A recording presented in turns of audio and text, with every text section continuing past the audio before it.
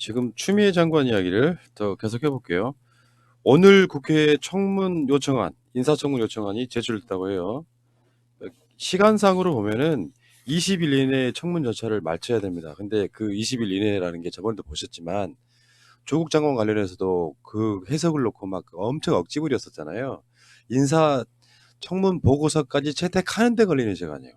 20일. 그러니까 오늘이 11일이니까 이게 다 마치면 31일까지 딱 시간이 있는 거예요. 올해 안에 추미애 장관이 출범할 수 있다. 특별한 그것만 없다면. 그래서 지금 제가 봤을 때는 추미애 장관 인사청문 보고서는 채택을 안 해줄 거예요. 자유한국당에. 그러면 또 바로 임명 강행하면 되고 재송부 요청해가지고 안 해주면 임명 이렇게 되는 거죠. 그렇죠. 네. 그리고 지금 여기에는 국무총리 건도 남아있기 때문에 조만간, 정말 조만간, 그러니까 일정상 보면 13일 안에 12월 13일이면 지금 오늘 방송 이틀 남았잖아요. 그 안에 국무총리를 발표하지 않으면 이낙연 총리가 비례대표 나갈 때까지는 더 간다 이런 썰도 있어요. 그렇긴 한데 비례는 30일 전, 60일 전까지? 예. 그런 게 있기 때문에 어쨌든 추미애 장관에 대한 청문회가 지금 이제 청문 보고서, 그러니까 인사청문 요청안이 국회에 이제 제출이 됐기 때문에 이달 31일까지는 모든 절차를 마쳐야 됩니다. 그러니까 어떻게 생각하면은 우리가 진짜 방송하는 사람들 입장에서 가장 불안하고 힘든 게 그 과정을 같이 견디는 거잖아요. 나는 조국 장관의 그 과정을 견디면서 진짜 막 화병에 그 온갖 스트레스, 우리가 수년 동안 해왔던 방송을 했던 그 기간보다 더 힘든 그런 느낌. 맞아요. 그 세월호 사건 나고 박근혜를 견디면서도 그렇게 우리는 그렇게 스트레스 안 받았거든요. 재밌게 했거든. 근데 조국 장관 지키려고 하는 그 과정은 진짜 힘들었단 말씀드리고, 추미애 장관은 지켜야겠죠. 무조건. 조국 장관은 사실상 어떻게 보면 못 지킨 거예요, 우리가. 그분 그렇게 그만둘 때 나 실제로 울었다.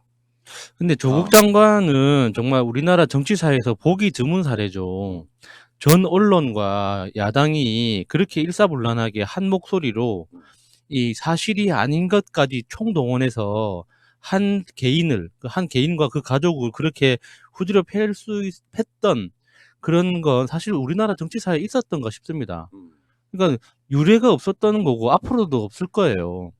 근데 그걸 우리가 미처 이제 미리 예상을 해가지고 자유한국당과 언론이 그렇게 이제 인간이 아닌 수준으로 금도를 넘어서까지 공격을 할 거기 때문에 우리가 준비를 해야 된다고 상상을 못 했던 거죠. 그러니까 그렇게 준비가 안 된 상태에서 맞았기 때문에 그만큼 힘들었던 거죠. 그 자유한국당이 추미애 장관 내정되니까 엄청나게 비난을 했거든요. 이유가 뭔데? 속내를 들어가 보면 이렇게 센 사람 내기 있기 없기 이거예요. 실제로. 그러니까 잘 생각해봐. 지금 국무총리 정도 지냈던 황교안이 당대표로 와 있죠? 그 황교안이 정권이 바뀌어서 다시 법무부 장관 간다고 생각해봐요. 급으로도 봐도. 근데 추미애 장관이 내정돼서 자유한국당 입장에서는 어떻게든지 흠집을 내고 싶어 하는데 지금 이게 국회랑 연결이 돼 있고 대략 지금 자유한국당은 어떤 방식으로 정치를 하고 있냐면은 이번에도 보면은 뭐 이 송병기네 뭐 누구누구네 해가지고 다 고발해 버리잖아요. 자유한국당이 고발하면 검찰이 기다렸다는 듯이 낚아채가지고 수사하고 요 방식이었다고 조국 장관 때도 요런 측면이기 때문에 이제 시작되는 거죠. 추미애 대전이 시작되는 거예요. 사실 좀 제 입장에서는 뭐 두 가지가 있다고 제가 말씀드린 적은 있어요.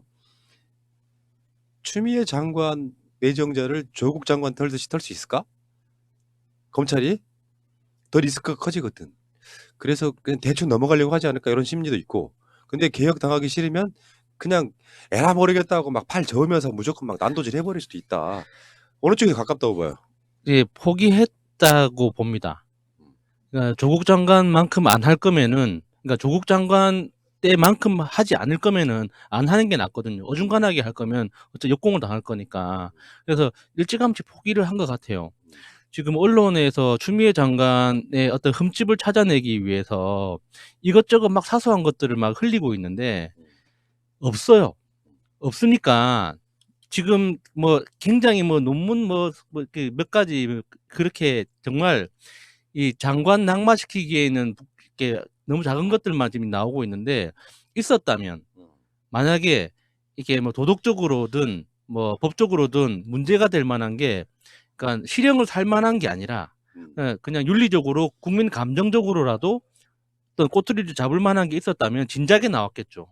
문제가 있었다고. 그래서 지금 헤럴드 경제가 홍정욱이 전에 대표로 있었던 회장으로 있었던 헤럴드 경제가 단독을 딱 내가지고 추미애 석사 논문 결론까지 베꼈다. 이렇게 단독을 냈더라고요.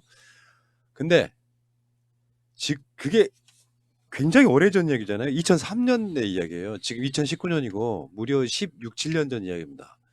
그러니까 그 당시에 관행처럼 해왔던. 그래서 그걸 턴다고 변희재가 나서가지고 조국 장관 논문이 어쩌고 했던 바로 그거 김미화 논문이 어쩌고 막 한참 그 SNS 화제랄까 논란이 됐던 바로 그런 논문이에요. 그러니까 여기 보면은 그 인용 각주 등에 대한 아주 엄격한 지금의 잣대를 그 옛날 허술하던 시기에 칼같이 적용하면 살아남을 논문은 없다. 그 헤럴드 신문이면은 그 홍정욱 전 의원이 대표했었던 그 헤럴드죠. 네. 지금은 아. 최대 주주가 중흥건설입니다. 아, 지금 홍정욱 딸은 예. 약 빨고 지금 예. 그래서 추미애 장관이 뭐 이런 거 있잖아요. 악의성이 보이잖아요. 헤드라인에 결론까지 베꼈다 이러면서 굉장히 부도덕한 논문인 것처럼 이야기를 하고 싶어 하잖아요. 그러니까 얘는 우리는 딱 보이면 보여. 그냥 이게 따옴표를 가져와도 따옴표지만 네가 하고 싶은 얘기구나라고 느껴지는 헤드라인처럼 결론까지 베꼈다. 이러면서 마치 이게 그 추미애 장관 내정자가 굉장히 좀 부도덕한 논문을 쓴 것처럼 이렇게 흠집 내기를 하고 있거든요. 요런 거는 지금 조국 장관 인사청문회 준비팀이 그렇게 했다가 사실상 여론전에서 진 것처럼 바로바로 즉각 대응을 해야 돼요. 맞아요. 그러니까 삿바 잡으신 분들끼리 싸우는 거는 말씀하신 것처럼 지난번 조국 때 우리가 힘들었던 이유는 빨리빨리 대응이 나오지 않으니까 우리가 정보 접근성이 좀 떨어지는 면에서 쉴드 치는 게 되게 힘들었었거든요. 물론 근데 지금은 사실은 여론전에서 이기는 것 말고는 가장 힘들었던 이유는 여론에서 계속 빵빵 때리는 것 때문에 힘들었기 때문에 두 번은 못하겠다. 그래서 지금 오늘 헤럴드 경제에서 이런 단독이 나왔을 때 바로 추미애 장관 쪽에서 나왔잖아요. 이유가. 예. 해명이 나왔습니다. 읽어보세요.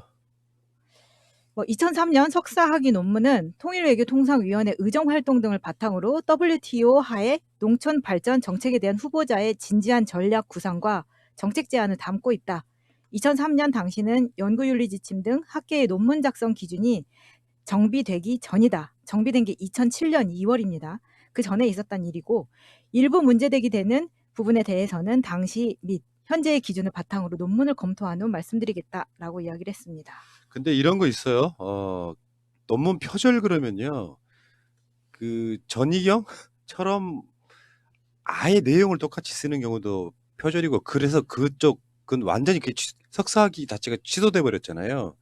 근데 이런 게 있어. 인용 각주를 예를 들면은 인용을 했다 할 때 그 인용을 출처를 정확하게 그 장면에 밝히지 않고 나중에 뒤에서 이렇게 참고 사항 정도로 밝히는 것도 지금 표절일 수가 있거든요.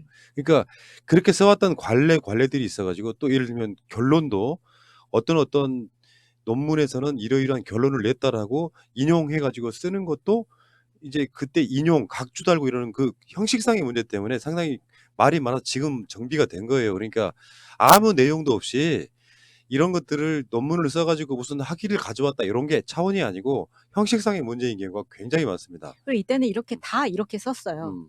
다 이렇게 썼기 때문에 모든 석사 논문을 다 뒤지면 지금 국회의원들도 다 걸릴 겁니다. 예. 그뿐만 아니라 이 시대에 석사학위, 박사학위를 받았던 모든 사람이 문제가 되는 게 지금은 참고 문헌을 표시를 할 때 내가 인용했던 그 문장에다가 번호를 쓰고 그 번호에 해당하는 걸 바로 밑에 각주로 넣거나 뒤에 참고 문헌으로 이제 연결시키도록 돼 있는데 지금은 예전에는 그러니까 인용 표시를 따로 안 하고 그냥 참고 문헌을 그냥 몰빵했다고 뒤에 내가 이 논문을 쓰면서 참고했던 모든 문헌을 메모한 다음에 뒤에 다 그냥 밀어 넣었었거든요.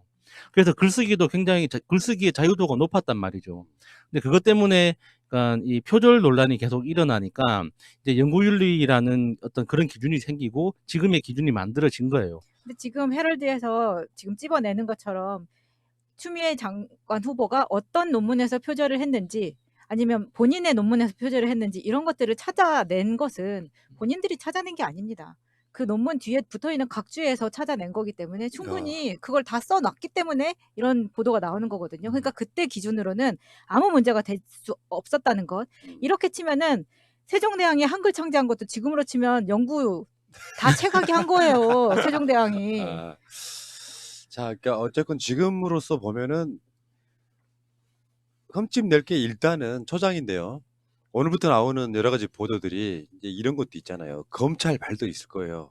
그게 조국 장관 임명되기 전부터 내사했다는 거 아니에요? 뒷조사 한 거죠. 싫으니까 장관 내면 안 되니까 이런 것처럼 지금 자유한국당 쪽에서는 어떤 식으로 나올지는 모르겠는데 어느 정도 흠집은 날 겁니다. 검증이라는 과정이 있기 때문에 이거 잘 견디고 잘 버텨야 돼요. 우리도 막 댓글이라도 쓰고 퍼 나르고 하면서 온라인 여론전에서 절대 지지면 안 된다. 근데 지금 이 헤럴드 경제가 지금 논문 가지고 지금 꼬투리 잡기를 시작했는데 조선일보가 지금 벼르고 있는 게 하나 있을 겁니다.